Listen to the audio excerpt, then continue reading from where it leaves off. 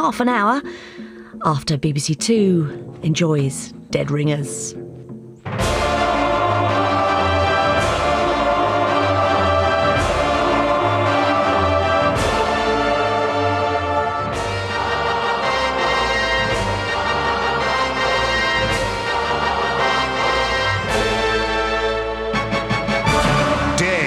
Ringers. People of Britain, this is your I can't believe it's not Gordon Prime Minister. The time is right for me to clear the air, end the rumours and speculation. It is right to come clean and admit my role in the cash for Blue Peter badges scandal. For years now, Lord Levy has been working on my behalf, selling off Blue Peter badges to wealthy, unscrupulous 9-year-olds who hope the badges will open doors for them, or at least get them half-price admission into the London Aquarium. Lord Levy will not be giving evidence, however, as unfortunately he was placed in a shoebox filled with straw where he quietly passed away during hibernation. But by ruthlessly flogging off the badges in this way, we have swelled the Labour coffers with millions of priceless milk bottle tops, use stamps, and of course Peter Purvis. In fact, my cronies and I have made sure that Blue Peter has been a total fix the whole time. Remember the guide dog appeal? We rigged the premium rate phone line so a little blind boy who just happened to be in the studio at the time won. But you should have seen the look on little Davy Blunkett's face. So, as I said, the time is right to make an apology. And to make an apology like this, children, all you'll need are a few little odds and ends, some cardboard tubing, a little bit of glitter like that, sprinkle it along, some sticky back plastic just to hold that together, some pipe cleaners for decoration, and some water-based glue. And I think any auntie or uncle would really love that, a very special glue. Thank you. Connie. From the people who brought you Sarah Jessica Parker's Lovely and Britney Spears' Curious comes the latest celebrity fragrance. We've blended essential oils such as cooking oil and combined it with extracts of chocolate brownie profiteroles, double chocolate fudge, chocolate layered chocolate sponge, chocolate turkey joint and Black Forest chicken gatto nuggets to create a fragrance I know all mums will love. Scally, the new scent from Kerry Katona. Friday night at 10 on BBC2, Top Gear of the Pops. The Top Gear team strap Jimmy Savile to the roof of a caravan and drive him off Beachy Head.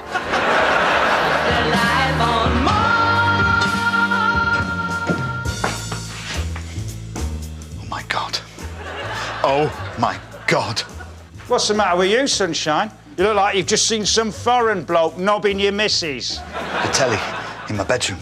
It's finally told me the real reason why I'm here in 1973. Oh, here we go. Sam Tyler and his precious mission again. I've been sent back from the 21st century to erase Noel Edmonds from the television timeline. Here to terminate Noel Edmonds. Noel Edmonds? That's right. See, if multicoloured swap shop never happens, the Earth of the future will be spared Noel's house party, which will mean Mr. Blobby will never have existed, and John Craven will host Deal or No Deal. So, I need your polyester slacks, your platform boots and your chopper bike. Got some brass neck, son, coming in here with a room full of coppers saying you want to kill Noel Edmonds. So do you want a lift or what? Come on. This mission's not going to complete itself, is it? Gav, can I do Ed Stew Pot Stewart?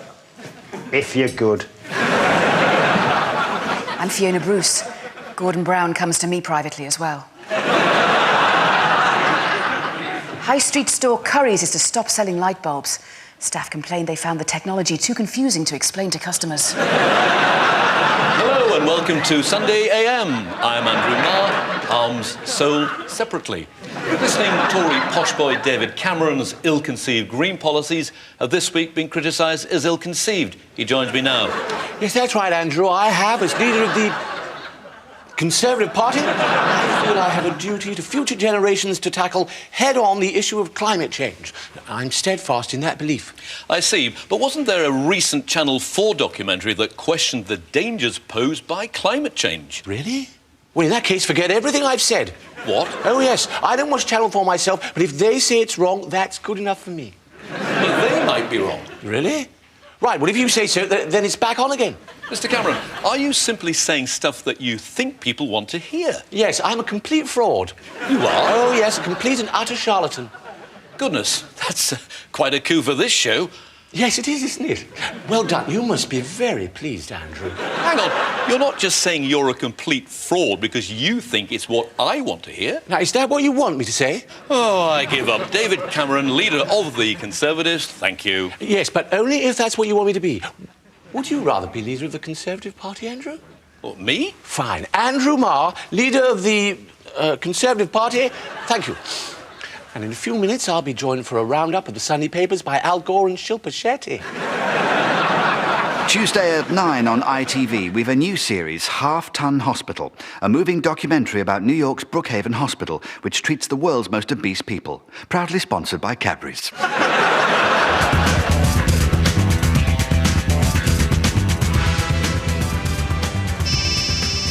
Bond, it's M. Why haven't you reported in? I've been trying to. It's this new car you've given me. I can't get anything to work. Well, of course not. Haven't you heard, James? Aston Martin's back in British hands now. You'll find it's far less reliable. Gaddafi right behind me in pursuit, activating machine guns. I wouldn't do that if I were you. Goodness sake, launching counter-missile. Don't do that either, James.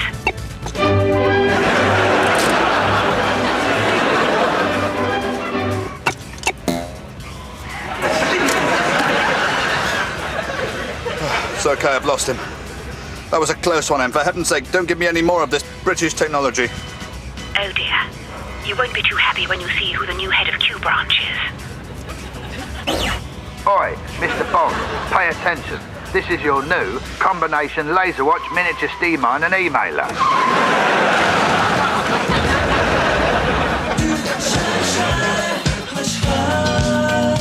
Yeah, do I remember the 80s? Yeah, I love the 80s. Can't believe I got away with wearing those peach-coloured leg warmers at the Wham concert, you know. Yeah, the 80s, what's not to love? Thatcher, Cabbage Patch Dolls, Who Shot JR? Thatcher.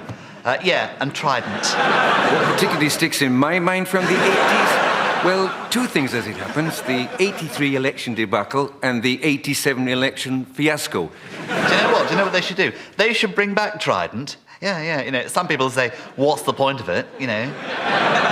You never use it. But, you know, you could say the same thing about soda streams, couldn't you? Or Rubik cubes, you know? Do I remember Thatcher? Do you people want a bloody slap? You know who else they should bring back? My favourite character off the telly back then. Yeah, that funny, pointy-faced Welsh fella. Yeah, always banging on about socialism. Oh, you'll know him if you see him. What's his name? Dave Kinnock or something, yeah. What was he all about, you know? Like Michael Foot on acid, yeah, piss funny. As one of the Labour Party's most senior elder statesmen, I would hope that the Prime Minister would take on board the very real concerns I have expressed about renewing Trident. Yeah, brilliant, really. And to think people said Rick and Vivian from The Young Ones were the funniest thing of the 80s. You know, priceless, really.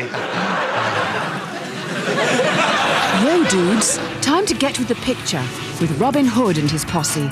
They may be walking around a forest, but they are street.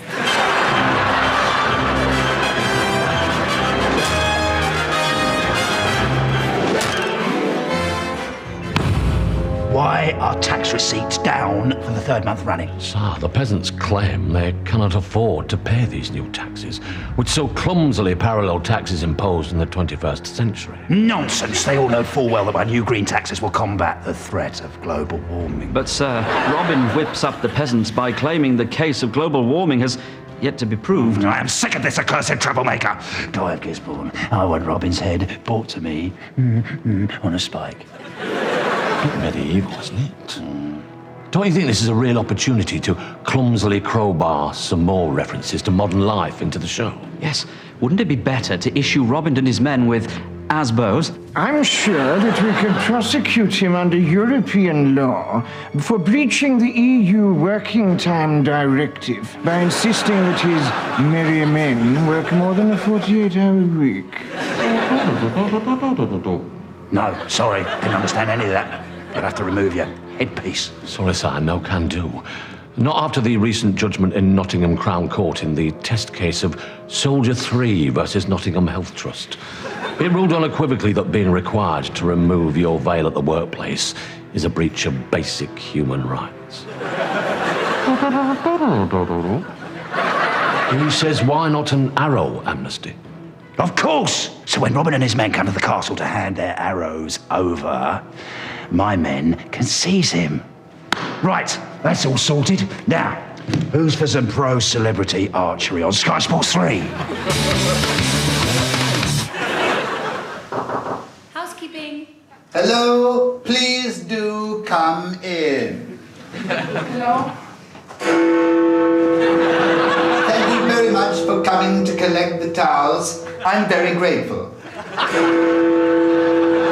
And this afternoon's question, Pringles. Are they made out of the same stuff as hula hoops are?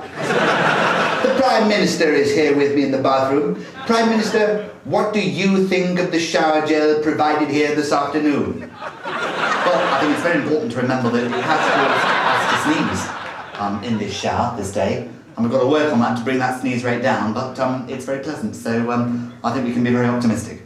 Prime Minister, thank you. Would you be a love and do me a favour? I don't know. Would you just go over to the coffee table in the room and get me my ITV News party hair? Can you see on the coffee table in the room? Yeah? Could you just push that through the bathroom door? Thank you very much. Finally tonight, I'd just like to say thank you for coming along to pick up the items from this hotel room. From all of us here, goodbye. Hello again and welcome to Country File with me, John Craven. Yes, if they'd still let me wear a sweater, I would go back to Newsround. I'm always excited by the wonderful traditions of our great British countryside, like making scrumpy, Morris dancing and burning strangers in wicker men. This week I'm in Hertfordshire to look at what remains of our wonderful British greenbelt before it disappears completely. Join us next week on Concrete File, where Fogel will explore the ancient tradition of happy slapping, Kate Humble will try her hand at glue sniffing, and I'll be sitting at the back of a bus playing Jay-Z songs on my mobile and shouting obscenities in an old woman's face, safely. You're watching the 10 o'clock news with me, Fiona Bruce. You'll never guess where I'm wearing my Blue Peter badge. Roman Abramovich and his wife Irina have agreed to the largest divorce deal in history. Under the terms of the settlement, she'll receive $1 billion, a villa in Spain, and sole custody of Jose Mourinho. Good evening. I'm a Dimbleby. So sit up straight. Something important must be about to happen. This week marks the 50th birthday of one of the world's most significant leaders. So it's time for a sycophantic interview where I tweeze out trivial details about their lives and try to make you like them. Osama bin Laden. Happy 50th birthday, and thank you for inviting me at your lovely 50-acre cave. Well, I invite Ant and Dec first, but they too shit scared. How did you celebrate your big day? Well, I start with a garden party, a lovely mix of members of the public, my very closest extremists, and of course, Elton John. Then the Americans give me a big flyby with fireworks and everything, and finally, I unveil a new portrait of me painted by Rolf Harris. But it was awful, so I hack off his head. What's the biggest thing on your agenda at the moment? Well, like every other political leader, I will be jumping on the environmental bandwagon. Though I must point out that Al-Qaeda has for a long time been the greenest party on the planet. I mean, just look at air travel. No one has done more to put people off setting foot on a plane than me. And finally, any modern things you want to mention to try and look cool? Oh, yes, Dimbleby. I love Girls Aloud. I never miss Bad Lads Army. And that Russell Brand, oh, he cracked me up. Sex mad. Oh dear, and he was doing so well.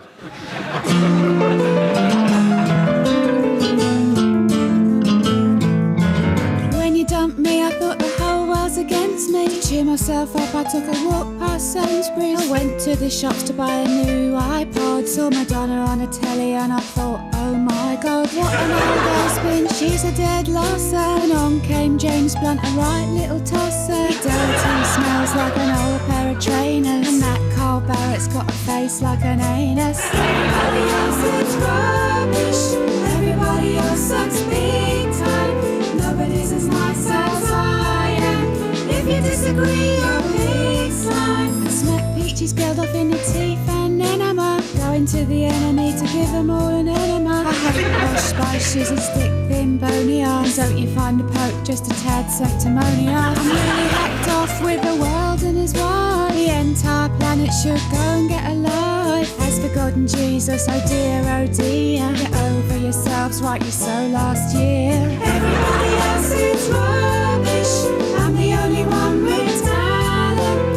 Everybody else is useless, 'cause none of them are Lily Allen. Everybody else is rubbish, especially that Cheryl Sweetie. What's the point of other people, other than to buy my CD? La la la la la la la la la la la la la la la la la la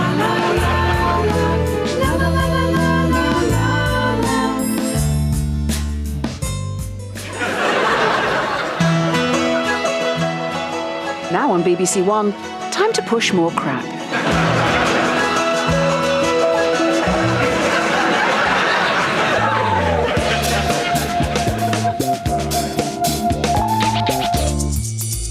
Welcome to Hotel Babylon, where all your dreams can come true, just as long as they involve gratuitous nudity. The thing is, there's always something going on at Hotel Babylon. Charlie, there's something going on at Hotel Babylon. Something so serious that I'm going to have to use my only other facial expression. I know, there's a problem with the staff flirting rota. I've flirted 9 scenes in a row and there's no more room in the script for a 10th double entendre. I wondered if you could jiggle things round for me. Well, I'm not manager yet, Charlie, but I'm sure I could accommodate you. I can be quite a handful. I'm sure I'm up to the job. It's quite hard. Then I'd better get stuck in. Hotel Babylon. So many secrets, so many questions. Like, did we actually pay the scriptwriters? And how many more times can we use the same shot of a skyscraper? And why can't you stop watching? A new £20 note goes in circulation this week in a bid to curb forgeries. We can cross now to the note's launch to speak to the BBC's Smiley economics editor, Evan Davis. Yes, that's right, Fiona. I've just exchanged my old 20s for these brand new high-tech notes with their distinctive new security features. On one side, the new note has a hologram and a magnetic strip. And turn the note over, and instead of Elgar's picture, you see the cast of Dragon's Den. Oh, bugger! I've been done! You're back. I don't know why, but it's keeping me in silk shirts. This is Marjorie's game, and I can't tell you how exciting this one is. No, really, I can't. Because you don't believe me anymore. I'm like the boy who cried wolf. On Monday, I called it exhilarating. And it was just a pensioner opening boxes for 3/4 of an hour. Yesterday, I compared it to the second coming of Christ, and it was just a bloke winning a fiver. But this, I promise you, honestly, genuinely, is the most life-changing event since man landed on the moon. Got you again. This is Marjorie. She is 75 years old, and she could be just about to win either 10p or a pound. Let's open some boxes.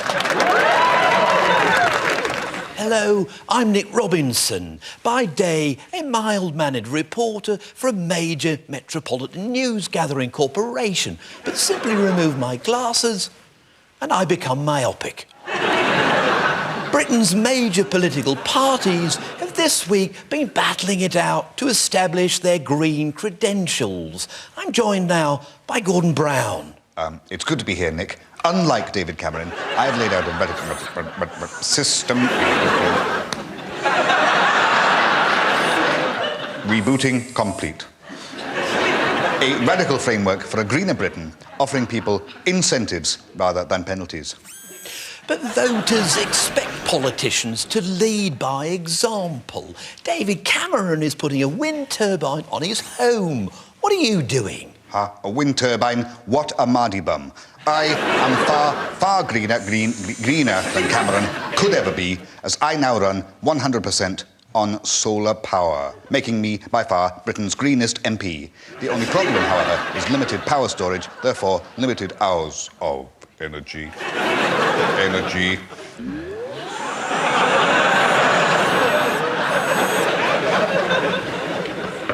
Absorption complete. Cheers. Wednesday at 11:25 on BBC2, we've the trial of Saddam Hussein. If you don't want to know the result, look away now.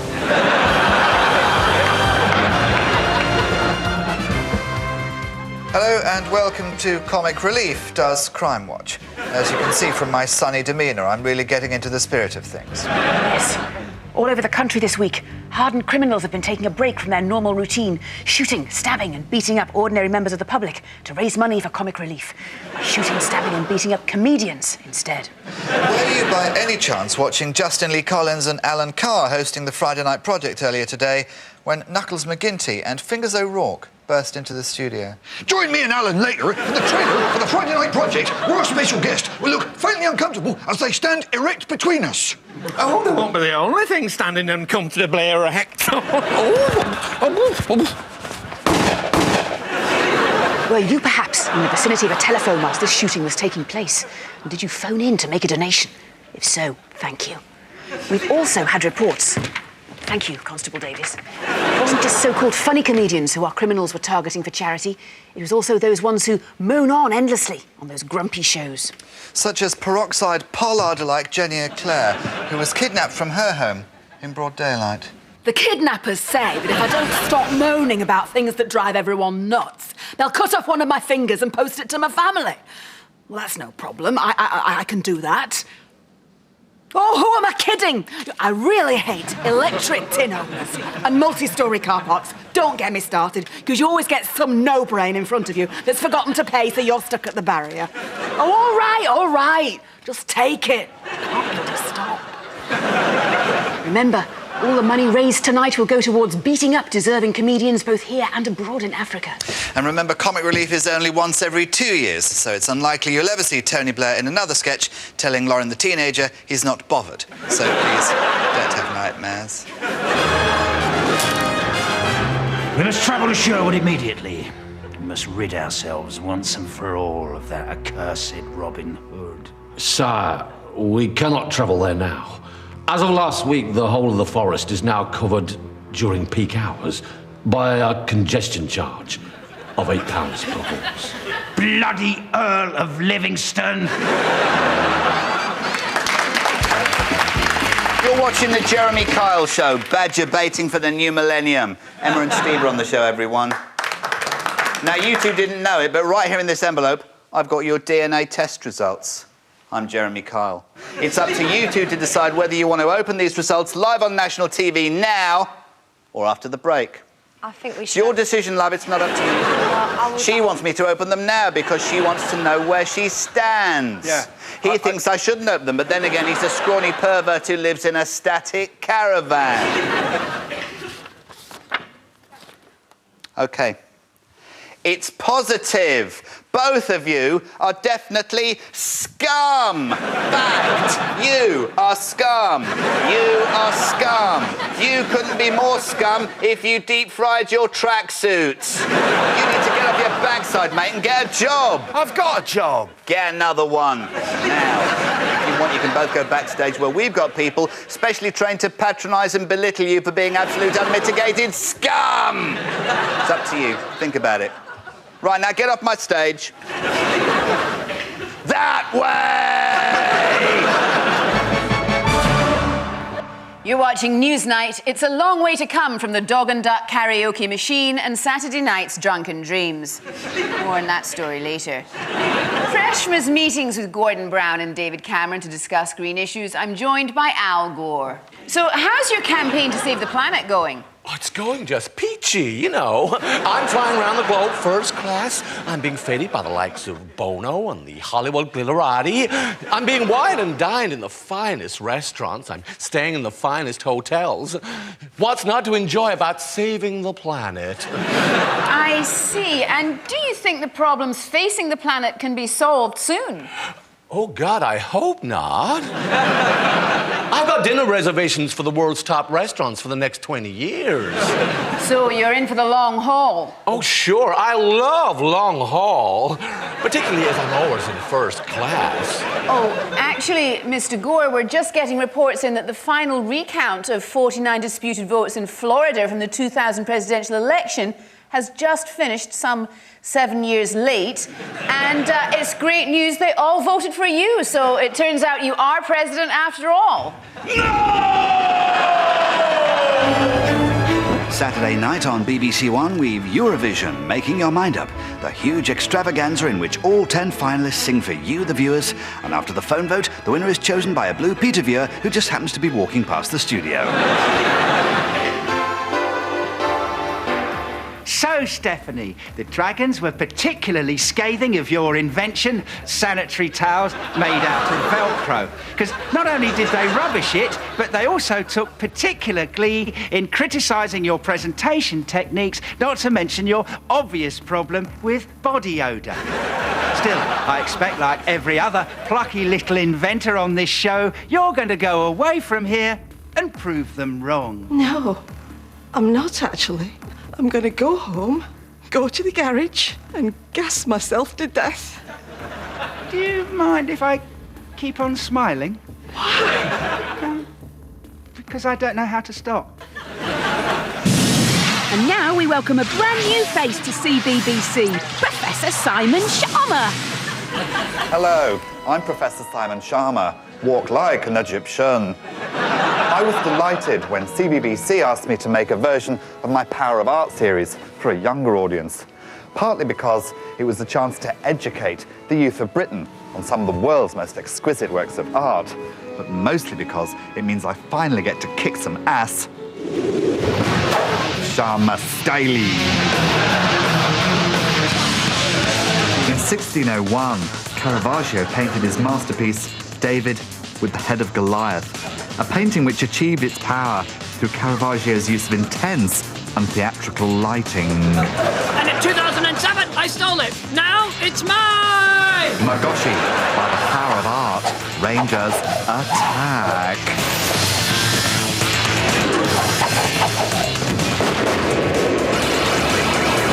Better luck next time, Sharma. This masterpiece is mine! I wouldn't be so sure about that. Power of Art Rangers attack. I'll drop that paint if I was you. Otherwise, I'll give you a taste of me laser didgeridoo. Face facts. You know nothing about how this painting scandalized Rome, causing the then Pope to denounce Caravaggio as a wanton exhibitionist, exacerbating the eventual fall from grace that resulted in him fleeing to Naples. Damn! It's true!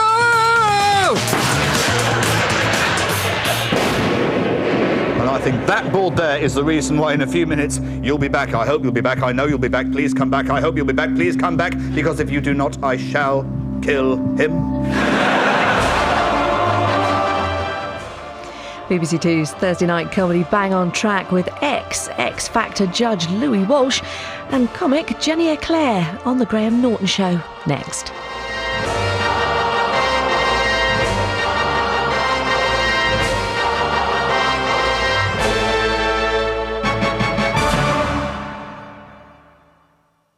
Take two.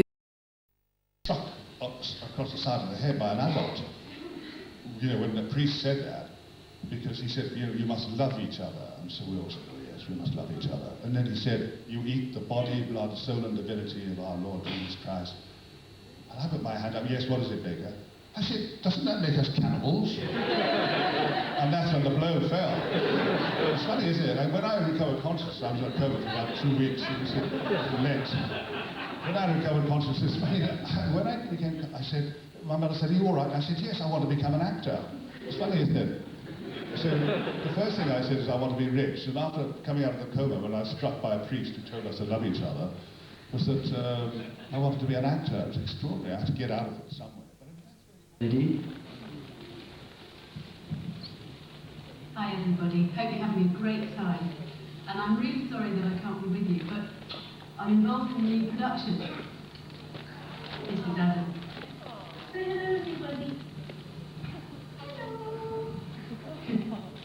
He hopes you're having a nice time as well, and we'll meet you soon.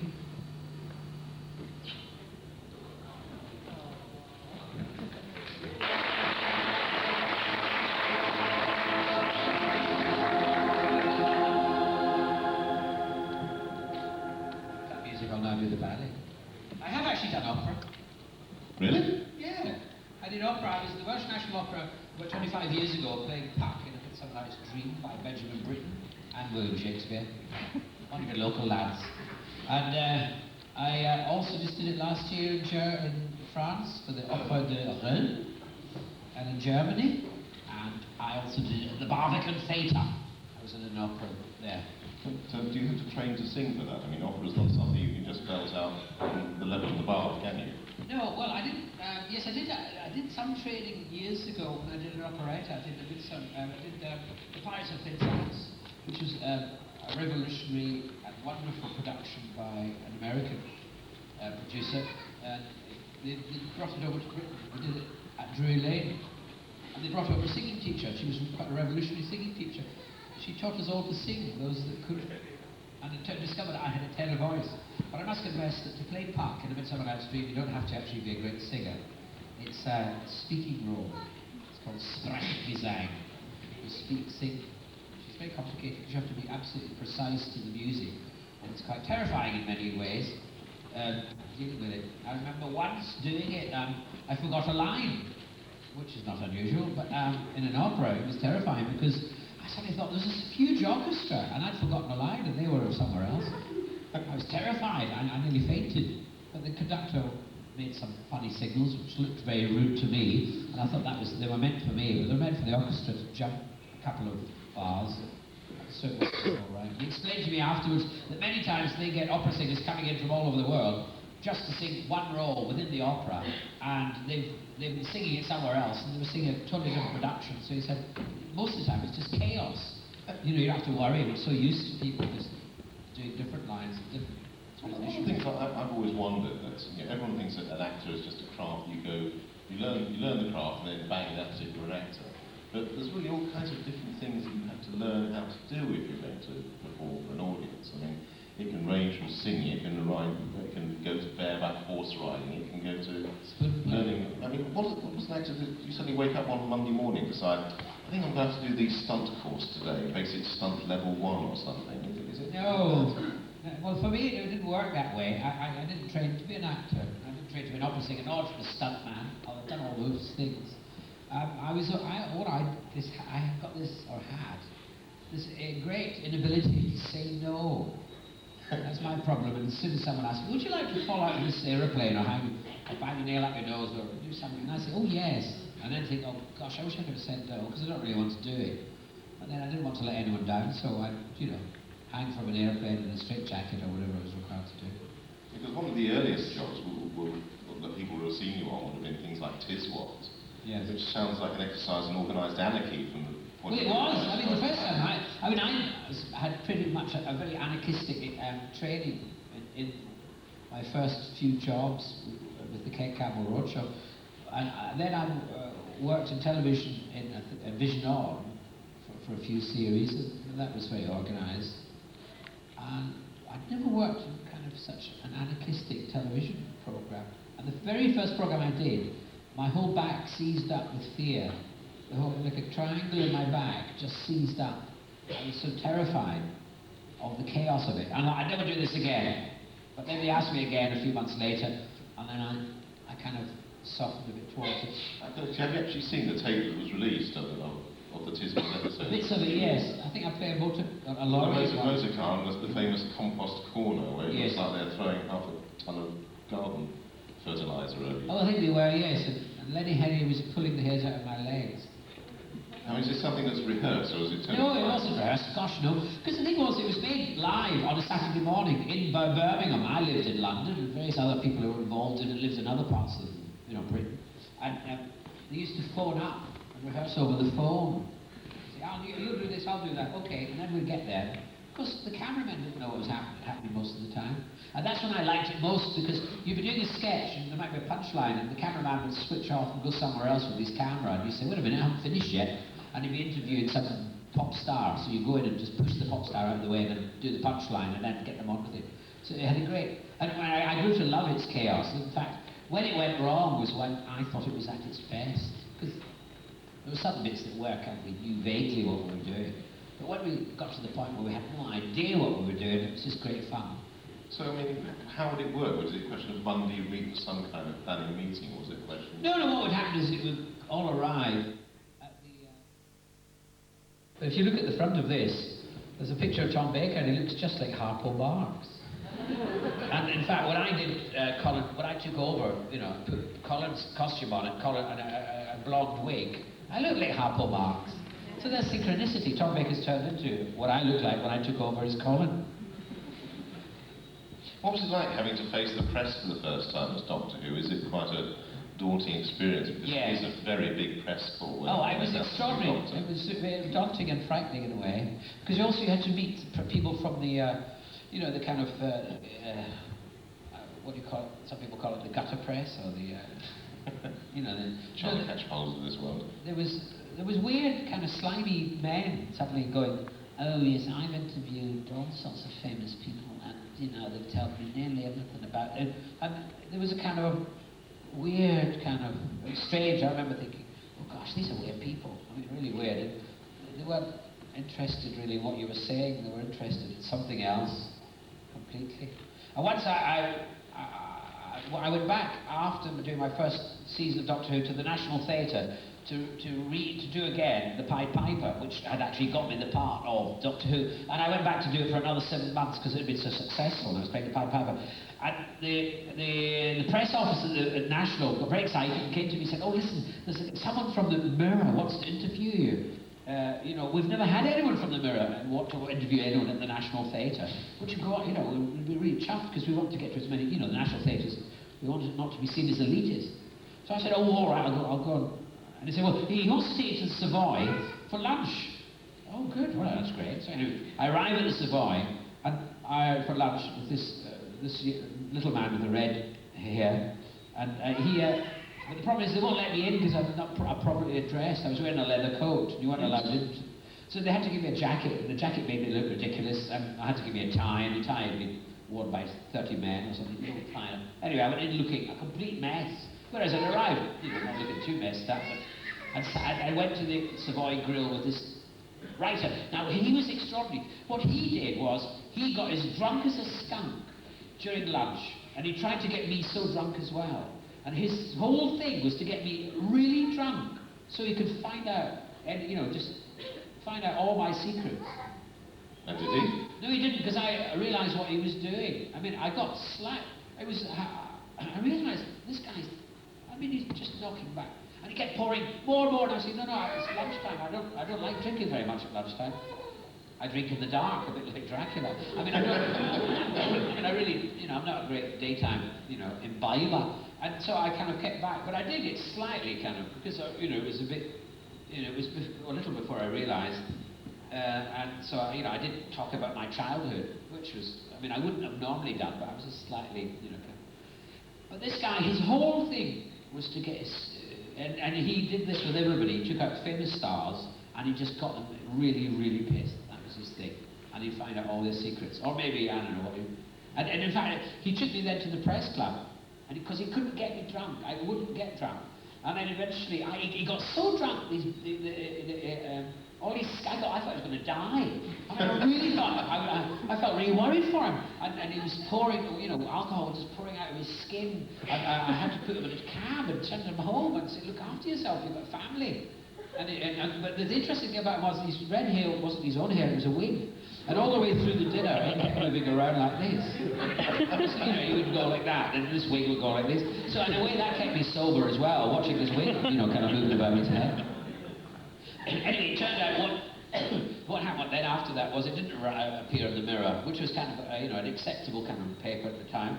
It didn't appear in the Mirror, it ended up in the News of the World, and it had a headline, Doctor Who's Fear of Madness, which really was, it wasn't actually, the article itself was quite sweet, because, in fact, the story I told him wasn't any, kind of anything really nasty. It was just that, as a child, I was, my mother had, like Charlie Chapman's mother had ended up in the lunatic asylum, and, when you grow up, you think if your mother's mad, most likely I am as well. Then I became an actor, I realised I was completely mad. I could earn a living out of it. So that made me sane, do you know what I mean? It was one of those things. But it was that kind of...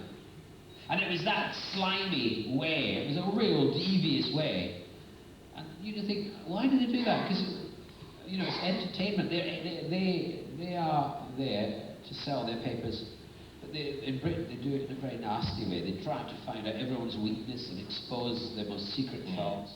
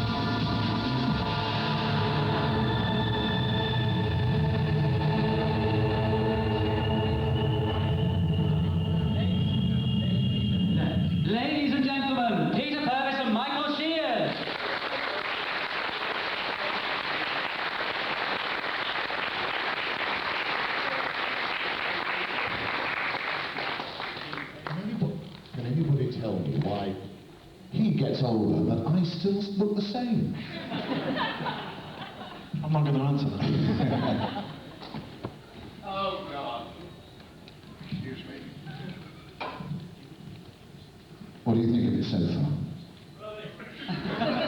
It gets worse, don't I?